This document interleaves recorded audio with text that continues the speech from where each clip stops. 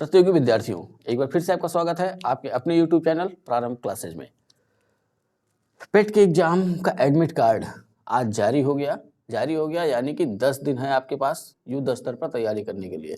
10 दिन में इसलिए कह रहा हूँ कि आज को जोड़ करके, आज को अगर हटा दिया जाए तो किसी के पास 9 दिन है, किसी के पास 8 दिन है। और इस 8 या 9 दिनों में करना यह है कि जितनी भी चीज़ें ऐसी हैं उनको सबको दोहरा डालना है। और इसी अपने ही चैनल में भूगोल की एक प्लेलिस्ट बनी हुई है। प्लेलिस्ट आप लोग खोल नहीं पा रहे, सबसे बड़ी समस्या आ रही है कई लोग के सामने। तो मैं ये बता दूं, यूट्यूब पे जाइए, पहले सर्च वाले पे क्लिक करिए, वहाँ पे चैनल का नाम डालिए प्रारंभ क्लासेज। चैनल का नाम डाल करके जैसे सर्च करेंगे तो नीचे हमारी फ़ोटो आ जाएगी और चैनल का नाम आ जाएगा। उसको क्लिक करिए तो नीचे 3-4 चीज़ें लिखी होंगी, वहीं पे लिखा होगा प्लेलिस्ट। तो प्लेलिस्ट में जाइए और प्लेलिस्ट में सबसे नीचे है भारत का भूगोल। और भारत के भूगोल की जो प्लेलिस्ट है वहाँ से आपको लगातार वहाँ तक देखना है।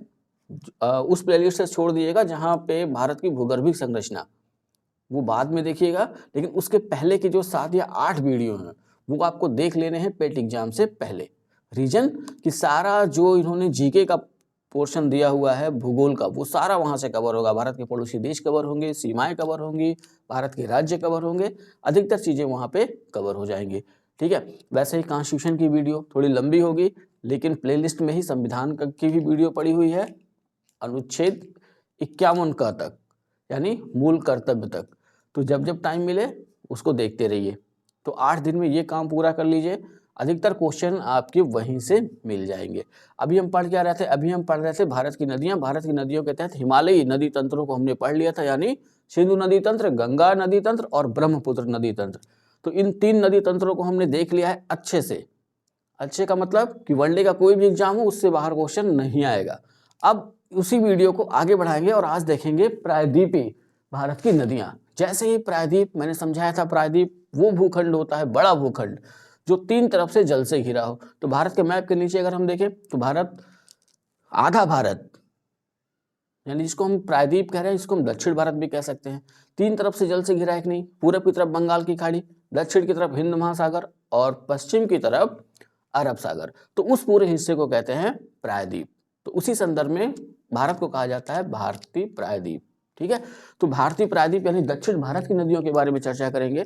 और उससे पहले कुछ चीजें हम जान लेते हैं। प्रायद्वीपीय अपवाह तंत्र, अपवाह तंत्र का मतलब कि नदी तंत्र भी कह सकते हैं इसको। ठीक है, तो प्रायद्वीपीय अपवाह तंत्र की बात अगर करें तो ये हिमालय का जो नदी तंत्र है उससे पुराना है। क्योंकि सबसे पहले किसकी रचना हुई थी? अगर हम पहली वीडियो देखें भूगोल की तो हमने पैंजिया का विभाजन देखा था। पैंजिया के विभाजन के तहत भारत गोंडवाना लैंड का हिस्सा है, ऐसा हमने देखा था। और धीरे धीरे उसी गोंडवाना लैंड पे जो आज का दक्षिण भारत है वो विकसित हुआ और वहाँ नदियाँ विकसित हुई। तो दक्षिण भारत की नदियाँ हमेशा हिमालय की नदियों से प्राचीन ही होंगी। ठीक है, इसकी पुष्टि ऐसे हम कर सकते हैं कि भाई हिमालय की नदियाँ देखिए, उनमें बहाव तेज है, तेजी से नीचे आती हैं, तेजी से कटान करती हैं। वहीं दक्षिण भारत की नदियाँ जो है वो प्रौढ़ावस्था को प्राप्त कर चुकी हैं, यानी 100 साल अगर उनकी आयु मान ली जाए तो 50 साल उनका पूरा हो चुका है। इस वजह से ये नदियाँ हो गई हैं धीरी। धीरी जब हो गई तो रास्ते में पड़ने वाले अवसादों को ये हटा नहीं पा रही हैं, इसलिए हो गई उथली, यानी गहराई कम हो गई। और इन्होंने अपना एरिया क्या किया? बढ़ा लिया, चौड़ाई बढ़ते चली गई। इससे भी पुष्टि होती है कि दक्षिण भारत की नदियाँ यानी प्रायद्वीपीय भारत की नदियाँ हिमालय की नदियों से प्राचीन है। ठीक है, अब ये ध्यान रखना है कि पूरे प्रायद्वीपीय अपवाह तंत्र को हम 2 भागों में यहाँ भी बांटेंगे। वहाँ तो हमने हिमालय की नदियों को सिर्फ 1 भागों में बांटा था। नदी तंत्रों के हिसाब से लगभग सारी नदियाँ कहाँ जा रही थी? सिंधु को छोड़ दिया जाए तो सिंधु नदी अरब सागर में जा रही थी, और बाकी गंगा और ब्रह्मपुत्र ये जा रही थी बंगाल की खाड़ी में। लेकिन प्रायद्वीपीय अपवाह तंत्र बढ़ते समय हम देखेंगे कि इनको हम 3 भागों में रख सकते हैं, लेकिन मुख्यतः 2 भागों में बांटा जाता है। ठीक है, तो एक तो हम रखेंगे वो नदियाँ प्रायद्वीपीय भारत की जो पश्चिमी घाट से निकले। पश्चिमी घाट और पूर्वी घाट, प्रायद्वीपीय भारत में जो दक्षिण का पठार है उसकी सर्वोच्च ऊंचाई वहीं हमको मिलती है। तो कुछ नदियां हैं जो बंगाल की खाड़ी में गिरेंगी, कुछ नदियां हैं जो अरब सागर में गिरेंगी, और कुछ ऐसी नदियां हैं जो न बंगाल की खाड़ी में भी गिरेंगी न अरब सागर में गिरेंगी। वो क्या करेंगी? वो कच्छ के रन में विलीन हो जाएंगी। ठीक है, जैसे लूनी। तो उसके बारे में हम पढ़ेंगे। ये जो वीडियो हम प्रायद्वीपीय नदियों की देख रहे हैं ये 2 भाग में मैं बनाऊंगा। एक तो प्रायद्वीपीय नदियों में उन नदियों को पहले देखेंगे जो बंगाल की खाड़ी में गिरती हैं। ठीक इसके बाद मैं एक वीडियो और दूंगा, कोशिश रहेगी कि आज रात में ही अपलोड हो जाए कि जब आप सुबह सो के उठें तो आपको मिल जाए। तो वो दूसरी वीडियो हम देखेंगे अरब सागर में गिरने वाली नदियाँ और उन नदियों के बारे में जो न तो अरब सागर में गिरती हैं न बंगाल की खाड़ी में। अब प्रायद्वीपीय नदियों की अगर विशेषताएं देख ली जाए तो अगर हिमालय की नदियों से जोड़ा जाए तो हिमालय की नदियाँ क्या थी? हिमालय की नदियाँ विषार्प का निर्माण करती थी, हिमालय की नदियाँ तेज गति से बहती थी, हिमालय की नदियाँ अवसाद ज़्यादा लेकर के आती थी, हिमालय की नदियाँ वर्षवाहिनी थी, यानी कि वर्ष भर उनमें जल बना रहता था क्योंकि उनके स्रोत ग्लेशियर हैं, हिमानी। लेकिन प्रायद्वीपीय भारत की नदियों की अगर विशेषताओं के बारे में देखा जाए तो हिमालयी नदियाँ अपना मार्ग बदल देती हैं कभी कभी, लेकिन प्रायद्वीपीय भारत की नदियाँ प्रौढ़ावस्था में इसलिए अपना ये मार्ग नहीं बदलती, एक निश्चित मार्ग पर चलती हैं, यानी सुनिश्चित मार्ग पर चलती हैं, विसर्पों का निर्माण नहीं करती। हर वो नदी विसर्प का निर्माण करेगी जो अवसाद ज़्यादा लाएगी, और दक्षिण भारत की नदियाँ अवसाद ज़्यादा लाती नहीं है, इसलिए विसर्प का निर्माण नहीं करती हैं। तीसरा कि दक्षिण भारत की नदियाँ जो है 12मासी, यानी कि इसमें पूरे 12 महीने जल नहीं बना रहता है हिमालयी नदियों की अपेक्षा। हिमालयी नदियों में तो पूरे 12 महीने पानी की उपलब्धता होती है। हाँ, गर्मी के मौसम में थोड़ी कम होती है, लेकिन बरसात के मौसम में वो उसमें जल ज़्यादा होता है, लेकिन 12 महीने वो प्रवाहित होते रहते हैं। लेकिन दक्षिण भारत की नदियाँ वो 12मासी नहीं होती हैं, उनको हम कहते हैं मौसमी नदियाँ। ग्रीष्म ऋतु में लगभग सूख जाती हैं, लेकिन वर्षा ऋतु आते ही फिर से इनमें जल आ जाता है। ठीक है, तो ये रही इनकी एक छोटी मोटी विशेषताएं। अब आते हैं, अब आप इस पे देखिए बोर्ड पे, तो सबसे पहले हमने बांटा है कि बंगाल की खाड़ी में गिरने वाली नदियां और अरब सागर में गिरने वाली नदियां। तो पहला क्वेश्चन वो यहीं से बना लेते हैं, इनमें से कौन सी नदी है जो अरब सागर में गिरती है, इनमें से कौन सी नदी है जो बंगाल की खाड़ी में गिरती है। तो बंगाल की खाड़ी में गिरने वाली प्रमुख नदियों में अगर हम देखें तो गोदावरी, कृष्णा, कावेरी, महानदी, ब्राह्मणी, स्वर्णरेखा, बैतरणी आदि। ठीक है, तो ये सारे नदी तंत्र हैं, ये भी ध्यान रख लीजिएगा कि उद्गम से नदी का उद्गम हो रहा हो और वो अरब सागर, हिंद महासागर या बंगाल की खाड़ी में गिर रही है तो वो मुख्य नदी है, इसलिए हम उसको नदी तंत्र कहेंगे, क्योंकि कोई न कोई सहायक नदी तो उसकी होगी ही। और हमने शुरुआत में क्या देखा था जब हम नदी तंत्र पढ़ रहे थे कि मुख्य नदी और उसकी जितनी भी सहायक नदियां और उन सहायक नदियों की सहायक नदियां, इन सबको एक साथ मिला दे तो बन जाता है उस मुख्य नदी का नदी तंत्र। तो वैसे ये सारी नदियां अपना खुद का नदी तंत्र रखती हैं। अरब सागर में गिरने वाली नदियों की बात करें तो नर्मदा, ताप्ती, ये दो नदियों को विशेष तौर पे ध्यान रखना है। अब यही देख लीजिए, एक चीज और यही क्लियर कर लेना है कि बंगाल की खाड़ी किधर है भारत के। तो भारत के नक्शे में अगर हम देखें तो बंगाल की खाड़ी पूर्व में है, तो हम इनको ये भी कह सकते हैं कि बंगाल की खाड़ी में गिरने वाली नदियाँ या पूरब की ओर प्रवाहित होने वाली नदियाँ। वैसे ही अरब सागर की बात करें तो अरब सागर किधर है, पश्चिम में है, तो हम ये भी कह सकते हैं कि अरब सागर में गिरने वाली नदियाँ या पश्चिम की ओर प्रवाहित होने वाली नदियाँ। तो समस्या ये है कि अधिकतर नदियाँ जो है अगर पूरे भारत के संदर्भ में देखें तो अधिकतर नदियाँ जाती हैं बंगाल की खाड़ी में, कुछ नदियाँ हैं जो जाती हैं अरब सागर में, ठीक, और एक दो नदियाँ ऐसी हैं जो जाती हैं हिंद महासागर में, यानी उनका मुहाना हिंद महासागर में। तो अरब सागर में गिरने वाली या पश्चिम की तरफ प्रवाहित होने वाली नर्मदा और ताप्ती, ये दो प्रमुख नदियाँ जिनके बारे में सबसे अधिक क्वेश्चन पूछा गया है। कैसे क्वेश्चन बनेगा, इनमें से कौन सी नदी है जो अरब सागर में गिरती है, इनमें से कौन सी नदी है जो पश्चिम दिशा में प्रवाहित होती है, इस तरह के क्वेश्चन आपके सामने आएंगे। साबरमती, माही, पेरियार, मांडवी, जुआरी आदि, ये वो नदियां हैं जो अरब सागर में गिरती हैं, यानी पश्चिम की ओर प्रवाहित होती हैं। समझ में आ गया। अब पहला डिवाइडेशन करते हैं, बंटवारा, बंगाल की खाड़ी में गिरने वाली नदियां। यहां मैं कुछ प्रमुख नदियों के बारे में चर्चा कर रहा हूं, उस पर ध्यान बना रख के रखना है। तो जो सबसे पहले नदी मैं लेके आ रहा हूं वो है गोदावरी।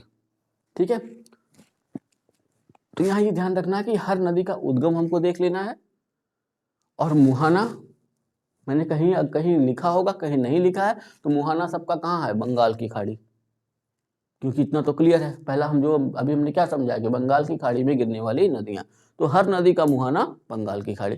पहले गोदावरी पे आते हैं, उद्गम कहाँ है इसका, तो गोदावरी का उद्गम होता है महाराष्ट्र के नासिक जिले में त्रयंबक से।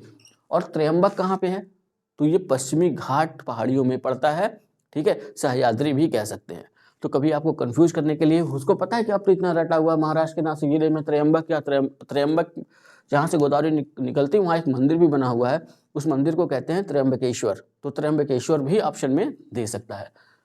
तो अगर नासिक जिले में त्रयंबक ऐसा अगर है तब तो ठीक है, राज्य पूछा तो महाराष्ट्र, लेकिन ऐसा नहीं है। अगर पहाड़ियों के बारे में बांट दिया तो पश्चिमी घाट, तो महाराष्ट्र के क्षेत्र में पश्चिमी घाट की पहाड़ियों को सह्याद्री नाम से भी जाना जाता है। ठीक है, तो ये ध्यान में रखिएगा। अब मेन पॉइंट, प्रायद्वीपीय भारत की सबसे लंबी नदी, ठीक है, कौन? गोदावरी। भारत की सबसे लंबी नदी गंगा, प्रायद्वीपीय भारत की सबसे लंबी नदी गोदावरी। समझ में आ गया? ये पॉइंट ध्यान में रखना होगा जब पूछे भारत की सबसे लंबी नदी गंगा, प्रायद्वीपीय भारत की सबसे लंबी नदी गोदावरी। लंबाई कितनी है इसकी? 1465 किलोमीटर। अभी ध्यान रखना है कि इस गोदावरी का कुछ उपनाम भी है, तो इसे दक्षिण की गंगा या वृद्ध गंगा भी कहते हैं। अब यहाँ पे थोड़ा रुकिएगा, क्योंकि कई किताबों में कावेरी नदी को दक्षिण की गंगा कहा गया है, ठीक है, और गोदावरी को दक्षिण गंगा कहा गया। लेकिन ये सारा कंफ्यूजन है, कहीं भी ये क्लियर नहीं हो रहा है। लेकिन एनसीईआरटी जो कहती है, एनसीईआरटी मानती है कि गोदावरी को ही दक्षिण की गंगा कहा गया है, तो हमें भी वही मानना होगा। अगर गोदावरी और कावेरी दोनों ऑप्शन में है और क्वेश्चन ऐसा बन गया है कि इनमें से किस नदी को दक्षिण की गंगा या वृद्ध गंगा कहते हैं, तो आंसर क्या होना चाहिए अपना? गोदावरी। ठीक है, निसंदेह गोदावरी लगाइएगा, वो सही माना जाएगा, क्योंकि मैं अपने एक्सपीरियंस से बता रहा हूँ, कई बार ये क्वेश्चन पूछ चुका है और गोदावरी को ही आयोग ने सही माना है, क्योंकि अन्य किताबों को वो किनारे कर देते हैं और एनसीईआरटी को ही वो मुख्य किताब मान के चलते हैं। ठीक है, अब यहाँ ध्यान रखना है, अब इसकी सहायक नदियाँ, तो इसकी सहायक नदियों में अगर हम देखें तो प्रणाहिता, पूर्णा, पेनगंगा, वेनगंगा, इंद्रावती, मंजीरा आदि। ठीक है, तो मंजीरा इसके जो है, इसका प्रवाह क्षेत्र पूरब की तरफ है, तो मंजीरा इसके दाहिने किनारे से आकर के मिलती है। तो मंजीरा नदी हैदराबाद अब किस राज्य में है? तेलंगाना। तो हैदराबाद के निकट गोदावरी से मिलती है। मंजीरा इसकी सबसे प्रमुख सहायक नदी है। तो यहाँ पे कैसे क्वेश्चन बनता है, एक इसमें से उठाएगा और पूछ लेगा ये किसकी सहायक नदी है। ठीक है, जैसे मान लीजिए उठा लिया मंजीरा, पूछ लेगा मंजीरा किसकी सहायक नदी है, तो अगर आपको याद है तो गोदावरी की सहायक नदी है। ठीक है, तो ये ध्यान में रख लेना है। अब आंध्र प्रदेश में राजामुंदरी के समीप डेल्टा बनाते हुए बंगाल की खाड़ी में मिल जाती है, यानी इसका मुहाना कहाँ? बंगाल की खाड़ी। इसका डेल्टा कहाँ बन रहा है? आंध्र प्रदेश में। आंध्र प्रदेश में कहाँ? राजामुंदरी के पास। ठीक, दूसरी नदी पे आते हैं। दूसरी नदी है कृष्णा। उद्गम, इसका उद्गम है महाबलेश्वर महाराष्ट्र, और वही प्रक्रिया यहाँ भी लागू होगी, चाहे पश्चिमी घाट या सह्याद्री। ठीक है, तो जो ऑप्शन में हो वो अपना आंसर। राज्य तो महाराष्ट्र, जगह पूछा महाबलेश्वर, और पहाड़ियों के हिसाब से अगर उसने बंटवारा किया, पूर्वी घाट, पश्चिमी घाट, हिमालय, तो पश्चिमी घाट, अगर नाम चेंज कर दिया पश्चिमी घाट का तो सह्याद्री। तो प्रायद्वीपीय भारत की कृष्णा दूसरी सबसे लंबी नदी है। ठीक है, लंबाई इसकी कितनी है? 1401 किलोमीटर, ज्यादा अंतर नहीं है, आप देख लीजिए, 1465 गोदावरी, 1401 किलोमीटर कृष्णा। तो अब ये क्वेश्चन कैसे पूछते हैं? प्रायद्वीपीय भारत की दूसरी सबसे लंबी नदी, तो आंसर क्या हो जाएगा? कृष्णा। ठीक है, सहायक नदियों में इसके देखें तो भीमा, कोयना, यरला, वर्ला, पंचगंगा, दूधगंगा, घाट प्रभा, मालप्रभा, तुंगभद्रा, मूसी आदि। तो तुंगभद्रा के संदर्भ में यहाँ कई बार क्वेश्चन पूछा हुआ है, तुंगभद्रा किसकी सहायक नदी है? आंसर होगा कृष्णा। और तुंगभद्रा बड़ी नदी है, तो तुंगभद्रा की भी एक सहायक नदी मिलती है, हगरी या वेदावती। तो यहाँ क्वेश्चन बनता है कि तुंगभद्रा की कौन सी इसमें से सहायक नदी है, तो ऑप्शन में होगा हगरी होगा या वेदावती। या ऐसे क्वेश्चन बनाएंगे, हगरी या वेदावती किस नदी की सहायक नदी है? आंसर हो जाएगा कृष्णा। ठीक है, अभी ध्यान रखिए, कृष्णा एवं गोदावरी दोनों लगभग समानांतर बहती हैं और इन दोनों के डेल्टा आपस में मिल चुके हैं। आपस में मिलने का मतलब कि एक तरफ कृष्णा डेल्टा बनाते हुए आ रही है, उधर से गोदावरी का डेल्टा आ रहा है, और दोनों को अगर देखा जाए तो दोनों डेल्टा हमको आपस में मिले हुए प्रतीत होते हैं।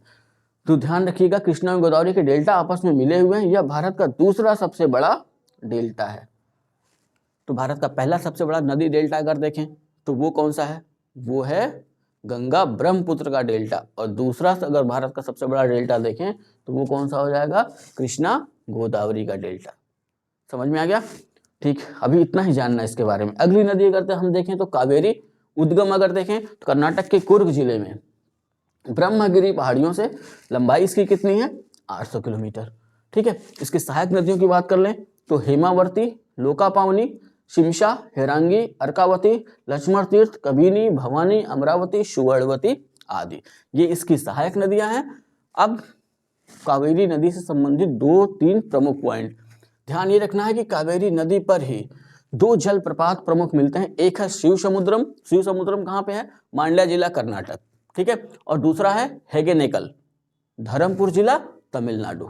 ठीक है, तो ये 2 जलप्रपात स्थित हैं कावेरी नदी पर। अब कावेरी अपने प्रवाह क्रम में ही 3 नदी द्वीपों का भी निर्माण करती है। विश्व के सबसे बड़े नदी द्वीपी जिले के बारे में हमने ब्रह्मपुत्र में देखा, माजुली, या भारत का सबसे बड़ा नदी द्वीप माजुली।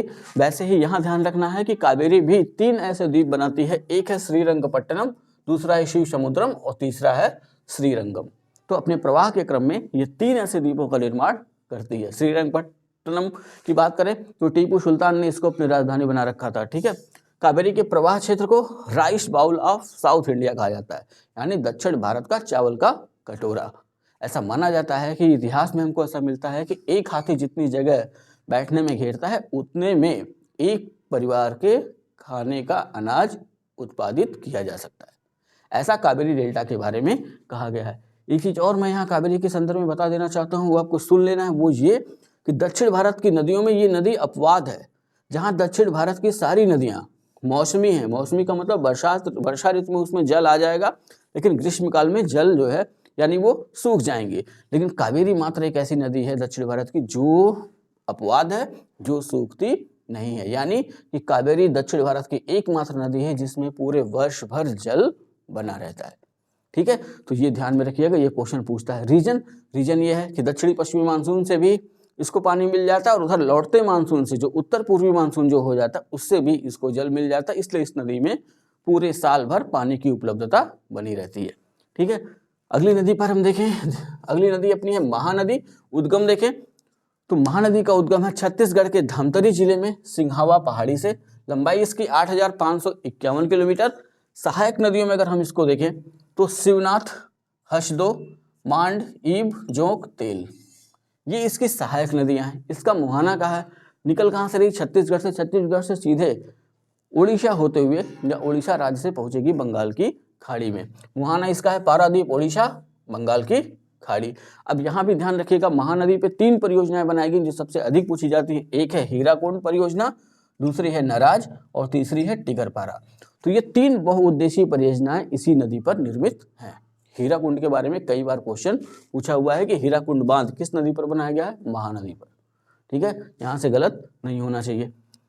अगली नदी हम देखें तो ब्राह्मणी नदी। उद्गम इसका है छोटा नागपुर पठार, राज्य झारखंड। तो छोटा नागपुर पठार में रांची के दक्षिण पश्चिम से ये निकलती है, यानी रांची जो शहर है ना उसके दक्षिण और पश्चिम से ये निकलती है।